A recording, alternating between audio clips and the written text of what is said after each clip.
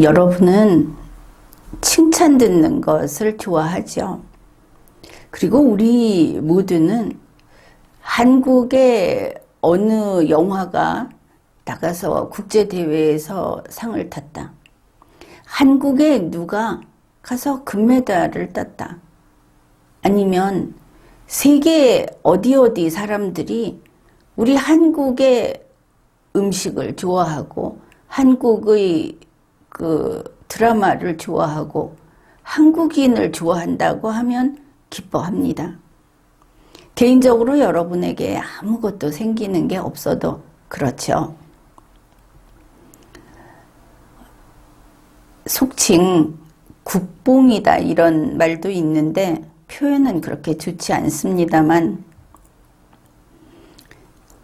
해외여행을 하는 사람들로서는 한국 사람 좋아요 하는 소리를 들으면 얼마나 기쁘겠습니까? 우리 다 공감하죠. 국내에서도 마찬가지입니다. 똑같은 일을 하고도 그러니까 지난번에 윤석열 대통령이 나토 정상회의에 참석한다고 했을 때 그래도 한국 대통령이 갔다. 만일 안 갔다면 우리가 나토 정상회의에서 무슨 일이 있든지 그렇게 관심이 크지는 않았을 겁니다. 그렇지만 아닌 것을 그런 채 하는 것은 창피한 겁니다. 당당한 사람이라고 한다면 그리고 대한민국 정도 되는 국가라고 한다면 우리는 나토 회원국이 아니다. 우리는 나토에서 따지면 동지적인 그런 입장에서 협조하는 그룹으로서 초청받았다. 네 나라 중에 이 아시아권의 동북아라고 할까? 아시아권의 네 나라 중에 하나로 우리는 n분의 1로 끼어서 거기 회원국은 아니지만 아무튼 거기 갈 수 있게 됐다. 이게 사실입니다. 윤석열 대통령이 나토 정상회의에 갔다고 했을 때 만일 정말 순진한 학생이 우리 대통령이 정상회의에서 어떻게 발언하는지 보겠다. 이러고 찾아봤다면 분명히 그 마음이 상했을 겁니다. 왜냐하면 윤석열 대통령은 나토 정상회의에 참석을 못하니까. 물론 확대해가지고 이렇게 뭐 일본하고 이렇게 함께 한번 가기는 했지만 나토 정상회의의 메인 이슈를 토의하는 자리에 들어가지 못했습니다. 그러면 그게 창피한가? 그게 창피한 게 아닙니다. 자기가 어떤 위치에서 어떤 역할을 하는 것인지에 그걸 그대로 밝히고 거기에 충실을 하면 당당한 것이고 마치 나토 회원국이 아닌데 슬그머니 나토 회원국인 것처럼 정상회의에 자기가 나가서 정상회의의 메인 이슈를 갖고 연설을 한 것처럼 이렇게 하는 게 창피한 겁니다. 왜냐? 그게 좋은 게 좋지 않느냐? 우리 대통령이 좀 높아지면 우리나라도 높아지는 거 아니냐? 이거 아닙니다. 가짜는 초라한 겁니다. 그런 거 없이도 당당할 수 있는 것이죠. 그래, 우리의 그 대한민국 안에서 대한민국이 이거 잘했어요. 전 세계가 대한민국 이걸 쳐다보고 있어요 하는 것들이 여러분에게 이런 말을 하는 것이 참 내키지는 않지만 거의 전부 가짜입니다. 대한민국이 문재인 대통령 때 그러지 않았습니까? 대한민국이 코로나19 백신을 만들어서 전 세계의 어려운 나라들에게 나눠주고 우리가 차별하지 않고 고르게 나눠주마. 그래, 세계의 대통령 문재인 이렇게 생각하지 않았습니까? 정부 차원에서 이 방역사업, 의료사업에 막 투자하지 않았습니까? 이거 왜 제대로 감사 안 합니까? 정은경 씨하고 그때 이런 사업 한 사람들 이거 청문회 해야 하는 거 아닙니까? 그런데 결과는 어떻습니까?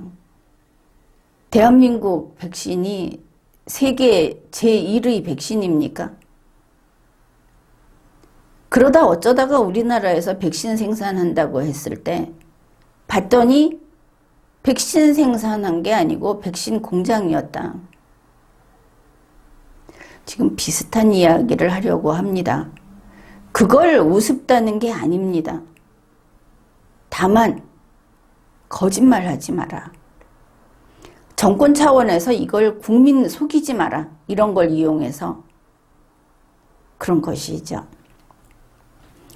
그리고 앞으로 우리가 살아갈 때 이제 지금 이야기하려는 디지털 메디슨이라고 하는 것은 또 이 4차 산업혁명 시대에 우리가 여러모로 주의를 기울여야 하는 부분이기도 합니다.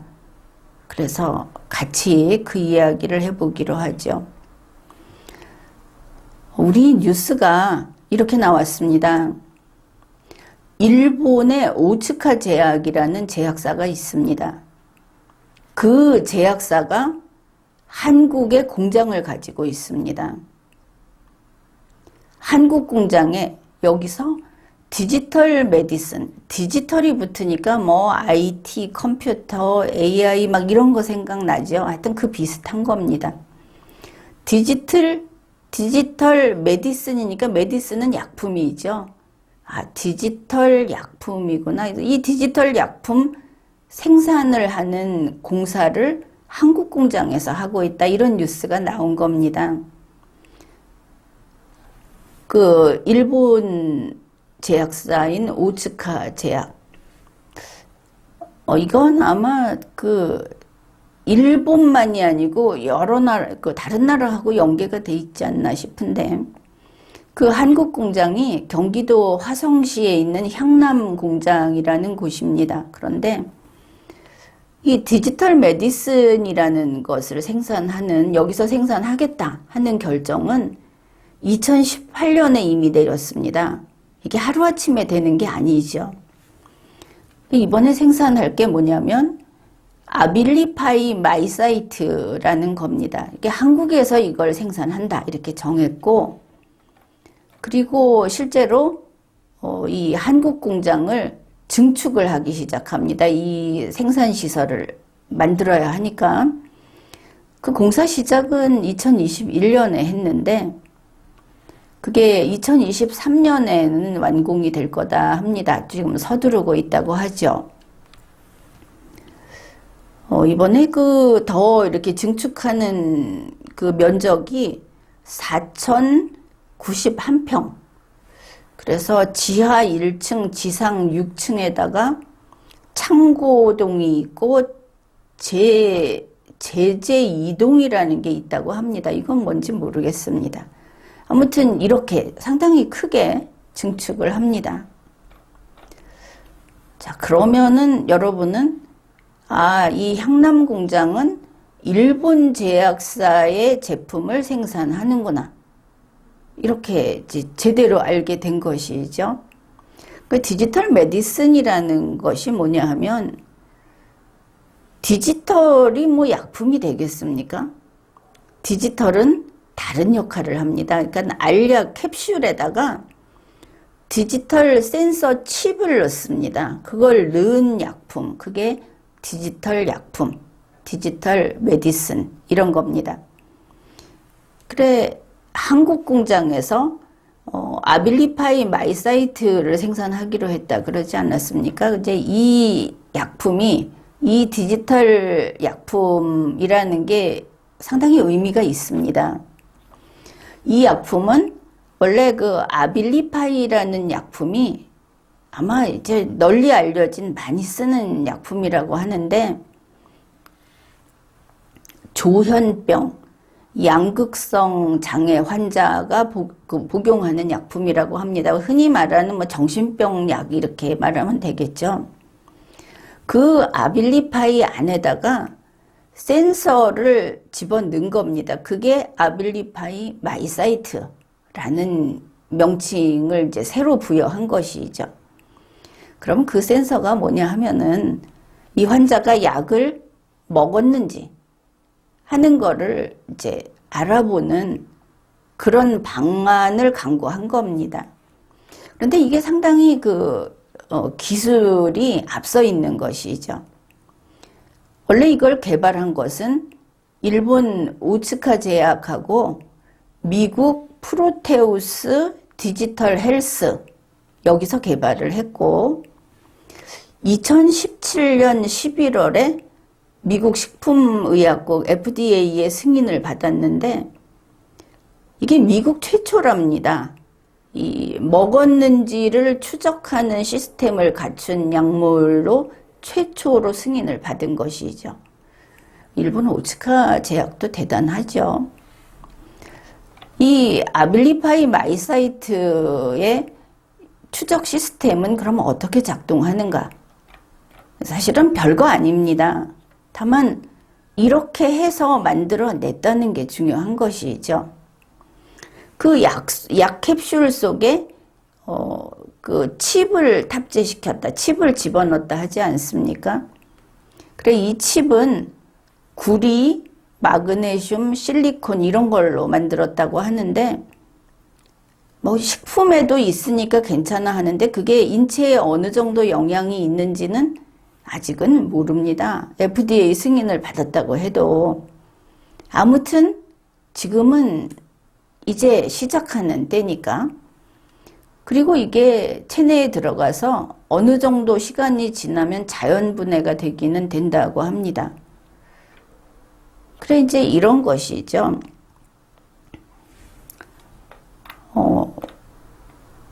환자가 약을 복용하면 이 캡슐이 사람 위 속에 들어가지 않습니까?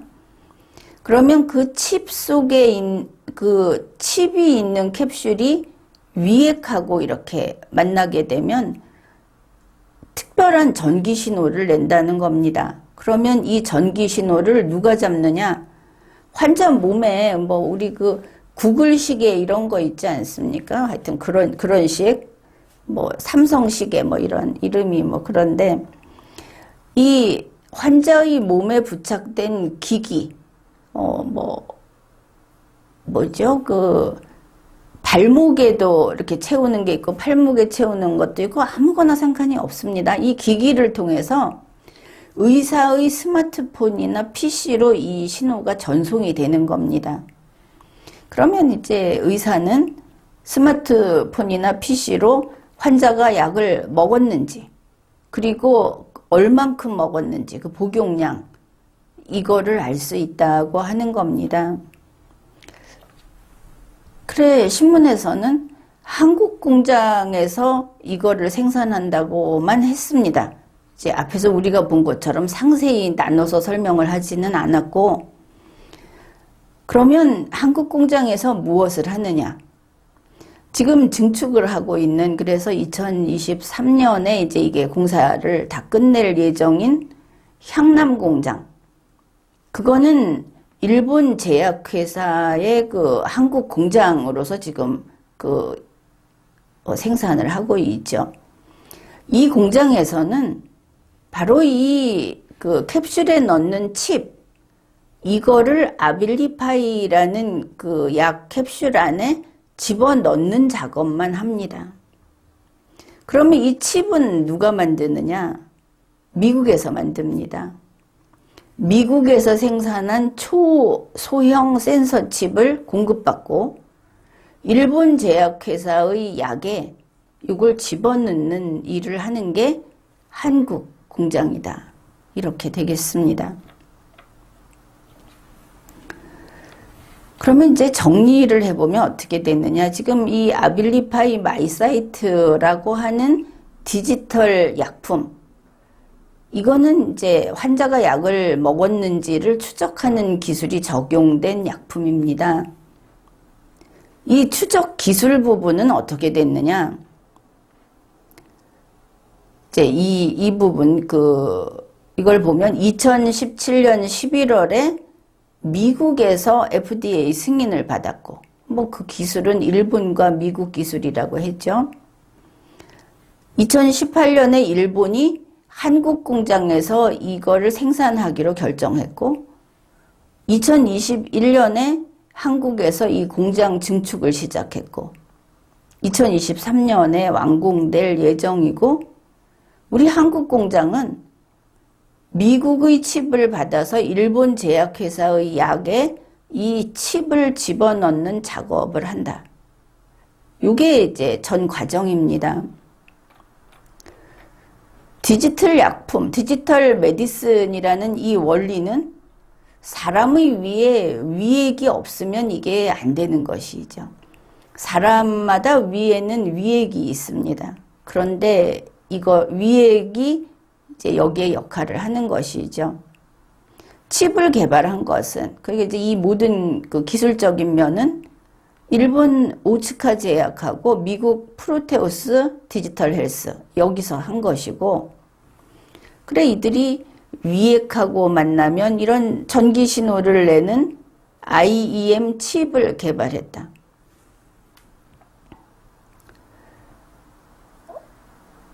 IEM 칩이라고 하는 건 이게 이제 뭐 마커라는 뜻입니다. 마커. 우리가 이 마커를 참 많이 쓰죠. 코로나19 이것도 그 증폭을 해서 하게 되면 또 이런 것들을 가지고 읽어내는데, 아무튼 이 캡슐 속에 IEM이라는 칩이 들어있어서 이게 위액하고 만나면 특정 전기 신호를 내는 겁니다. 그리고 또 하나는 뭐가 필요하냐? 환자가 몸에 부착한 기기가 있어야 합니다. 이걸 웨어러블 기기라는데 기기 착용입니다. 웨어러블, 옷처럼 입는다 이런 뜻이니까. 이걸 통해서 스마트폰이나 PC로 전송이 됩니다. 그러면 이 약품을 먹는 사람은 전자발찌처럼 이걸 맘대로 끊어내지 못하는 제약을 받게 될지도 모릅니다. 우리가 생각할 수 있는 것이죠. 이 디지털 약품이 제대로 그 영향을 발휘하게 하려면 이 사람이 웨어러블 기기를 안 갖고 있으면 안 될 거 아닙니까? 그럼 이 사람들은 이런 통제를 받게 될 수도 있겠다. 그 생각해야 합니다. 그래 이렇게 전송이 되면 의사가 약을 먹었는지, 그러니까 복용 여부, 복용량 좀 빼버리고 다 안 먹었는지 이런 걸 알 수 있다. 그렇습니다. 그 여기에서도 또다시 한국이 세계 최고라는 그 밑도 끝도 없는 환상, 여기서 좀 벗어나야 한다는 거를 이제 우리는 그런 이야기를 할 거니까 마음의 각오를 단단히 하십시오. 이제 언론 보도가 문제가 있습니다.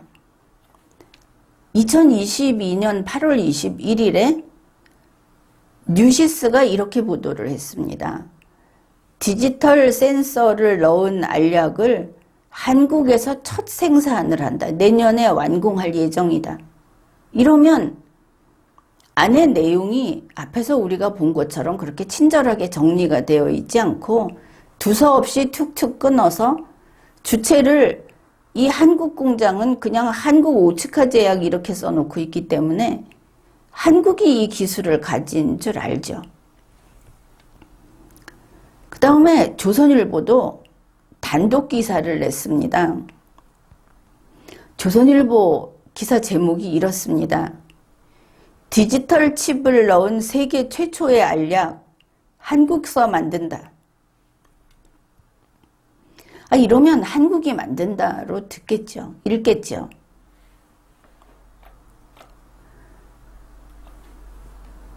그러면서 이 기사들이 소개한 게 뭐냐면 한국 오츠카 제약이 경기도 화성 향남 공장에서 조현병 치료용 디지털 의약품을 제조한다. 이러면 한국 오츠카 제약의 향남 공장 이렇게 되겠죠. 일본은 싹 사라집니다. 이 기사 읽는 사람은 이게 일본 제약사의 한국 공장이라고 생각을 못하는 것이죠. 그 다음에 물론 아주 작은 힌트는 있습니다. 경기도 화성에 있는 한국 오츠카 제약의 의약품 공장이 세계 최초의 디지털 메디슨 생산 기지로 낙점됐다. 이 낙점이라는 거는 내가 하는 게 아니고 남이 선정을 한 겁니다. 여기에 힌트가 있기는 합니다. 아, 누군가가 이 화성에 있는 공장에서 이걸 생산하기로 했구나. 그러면 그곳이 생산 결정을 한 주체구나. 거기가 그 나라 거구나. 이렇게 생각을 할 수 있는데 보통 우리 한국인의 문해력 탓을 하기도 하지만 이렇게 엉망으로 기사를 쓰면 그렇게 읽어내기 어렵죠.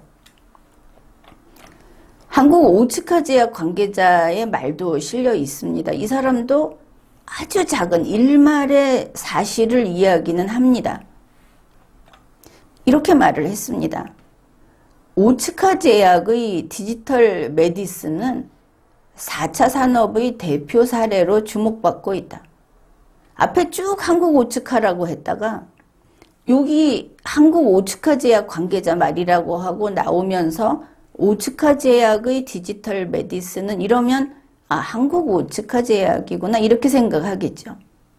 이 관계자는 일본 오츠카 제약이라는 거를 일본을 떼어버린 겁니다. 나는 거짓말한 거 아니야 이러지만 사실은 거짓말로 자기 거짓말인 내용을 독자들이 읽어주길 바라는 걸 수도 있고 거기까지 생각 안 했을 수도 있고 거기까지 생각을 안 했다면 부주의해서 무능한 것이고 이런 것이죠. 오츠카 제약의 디지털 메디슨이 4차 산업 대표 사례다. 이게 한국 오츠카 제약의 쾌거다 이렇게 갈 겁니다. 뉴스 그냥 읽으면. 그거 한국 기술 아닙니다. 이 한국 오츠카 제약 관계자가 또 말을 합니다. 자, 앞에는 오츠카 제약의 디지털 메디슨은 이렇게 주어가 한국이 빠졌죠. 두 번째는 한국 오츠카 제약 향남 공장은 자기네를 말하는 겁니다. 여기 한국 붙였습니다. 2021년 미국 수출을 목표로 글로벌 생산 거점 공장 역할을 하는 노력을 계속해 나가겠다. 한국말이 비비 꼬여서 대단히 어렵습니다. 무슨 거점 공장 역할을 위한 노력을 계속해 나가겠다. 그게 아니고 그냥 열심히 제대로 불량품 없이 잘 하겠다. 뭐냐 하면 일본 약에 미국 칩을 집어일을 하니까 뭐 노력하고 말고도 없죠. 제대로 잘하겠다. 성실히 하겠다. 그거밖에 없는데 갑자기 2021년 미국 수출을 목표로 여기서 수출을 하고 안 하고를 결정하는 것은 아니죠. 이게 수출되긴 하겠지만 그리고 공장 역할을 하겠다고 하지 않습니까?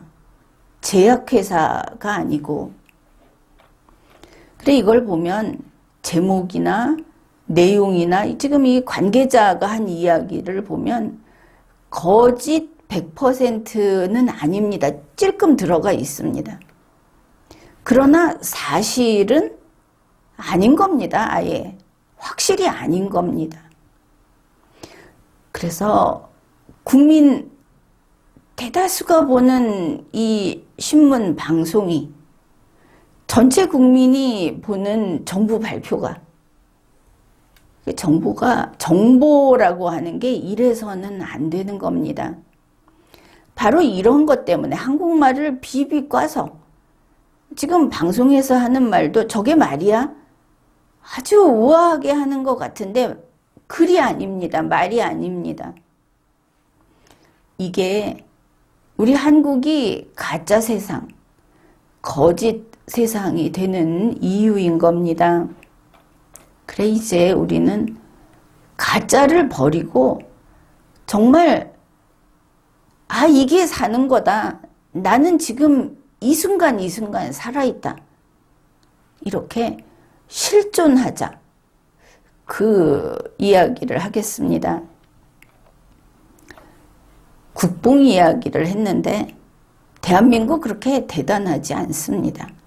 돈 잘 벌고 있지 않냐? 세계 몇 위 아니냐? 그런데 문해력이 창피할 정도로 낮다고 하지 않습니까? 지난 리마연 방송을 보십시오. 그리고 우리 국민들이 비논리적입니다. 그냥 속아 넘어갑니다. 대통령이 거짓말을 합니다. 국회의원도 거짓말을 합니다. 선생님이 사기를 칩니다. 막 이런 겁니다. 뭐냐, 지금까지 꿈속에서 살아온 겁니다. 우리 모두는. 사실은 냉엄합니다. 우리 국민들이 대한민국의 본 모습, 민낯, 지금 모두 화장하고 성형하고 남자도 그러고 그거 다 벗기고 나면 맨 얼굴이 나오죠. 그게 사실입니다. 이것도 무슨 외모 이야기 아닙니다. 우리 국민이 사실을 보면 충격을 받을 수도 있습니다. 그러나 우리는 용감해져야 합니다. 사실을 보고 각자 자기 자신을 성장시키는데 전력을 다해야 합니다. 사실을 보면 충격을 받는다 해도 사실은 사실이라는데 어쩔 도리가 없습니다. 성형 이야기를 해서 그런데 애고 어른이고 남자고 여자고 젊은이고 늙은이고 다 성형하고 다 화장을 덕지덕지하고 이러고 있는데 딴 사람들은 빼고 일단 그 지금 보석 같은 존재라고 하는 자녀를 출산할 수 있는 사람들을 봅시다. 자녀는 거짓말을 하지 않습니다. 미래에는 유전자 조작을 해서 또 성형을 아예 태아 상태에서 할 수 있을지 모르겠지만 지금은 속이지 못합니다. 코가 이렇게 높은 부모에게서 태어난 애들이 돼지코다, 납작코다. 그냥 사실이 그냥 나옵니다. 그게 또 경이롭지 않습니까? 우리가 사는 세상에 사실이 존재하는구나 하는 위안이 되기도 합니다. 남 잘 되는 꼴 보기 싫어서가 아니고 콩 심은데 콩 난다는 그거. 그게 맞다고 하는 거. 이게 얼마나 안심되는 일인지 때때로 그런 생각을 합니다. 사실이 냉엄하다고 했습니다. 뭐냐. 노력을 정말 산더미만큼 해도 결실은 정말 알갱이 한두 알 뿐일 수도 있습니다. 현실은 그런 겁니다. 그렇지만 이렇게 생각을 해보십시오. 이게 얼마나 귀한가. 이 한두 알 결실은 진짜입니다. 실물입니다. 쉽게 말해서 디지털이 아닙니다.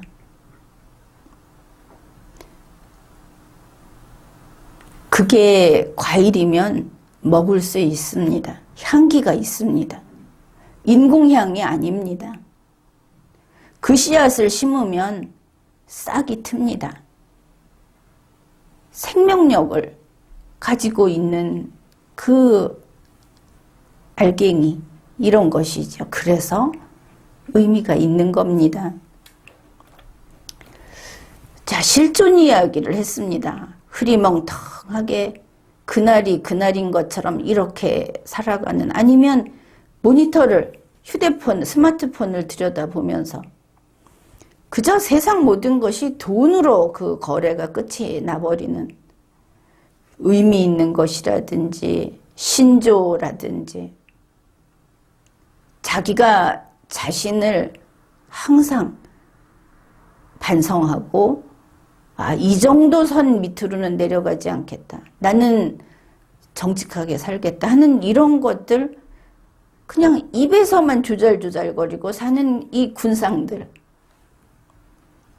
실존을 느끼게 해주고 싶습니다.